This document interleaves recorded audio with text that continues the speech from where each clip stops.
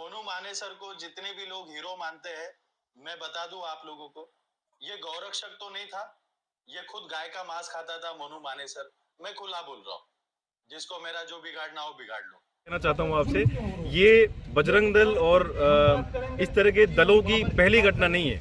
इससे पहले इन्होंने हजारों हमारे दलित भाइयों को, हजारों हमारे मुस्लिम भाइयों को जान से मार दिया है और इसी तरह से ये मार रहे हैं। तो ये पहली घटना नहीं है ना कि पिछले हफ्ता भर से यहाँ पर लोग घाट में जाके और आसपास के यहाँ तक कि हरियाणा और राजस्थान के लोग यहाँ बैठे हुए हैं, इंसाफ मांग रहे हैं। और इतने लोगों के इंसाफ मांगते वक्त जब यहाँ के रहनुमा यहाँ तक नहीं पहुँच रहे हैं तो फिर उनको इंसाफ से और लोगों से मतलब ही नहीं है। उनको क्या मतलब है कि उनकी पुलिस क्या कर रही है। उनके सामने से भी किसी आदमी को अगवा कर लिया जाए और मार दिया जाए तो मुझे तो लगता नहीं कि वो भी कहेंगे।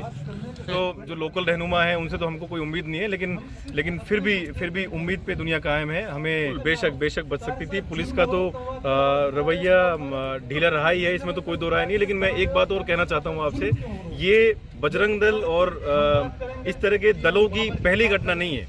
इससे पहले इन्होंने हजारों हमारे दलित भाइयों को, हजारों हमारे मुस्लिम भाइयों को जान से मार दिया है और इसी तरह से ये मार रहे हैं। तो ये पहली घटना नहीं है जिसको वो रोकेगी, पुलिस रोकेगी, कोई रोकेगी। इनके ऊपर तो सरकार को ही बैन लगाना चाहिए। ये तो आतंकवादी संगठन है, ये तो अमन चैन खत्म करना चाहते हैं। मुझे तो लगता है कि सरकार को इनको ऊपर एक्शन लेना चाहिए और इनको बंद करना चाहिए। नहीं, इनको तो जला दिया गया है। इनको तो बहुत बेरहमी से अभी ये लेके गए थे जब तो ये जिंदा ही थे, लेकिन इनको इतना मारा गया इनको कि ये लोग बहुत अधमरी हालत में थे और उसके बाद इनको इन्हीं की गाड़ी में चलाया गया है और बहुत ही बुरी तरह से उनको जलाया गया है। आप सोचिए उस परिवार की, उस घर की क्या हालत होगी जहां पर जनाजे को नहलाया भी नहीं जा सके, जहां पर जनाजे को आखिरी बार देखा भी नहीं जा सके। ये नासिर जुनैद क्या काम करते थे?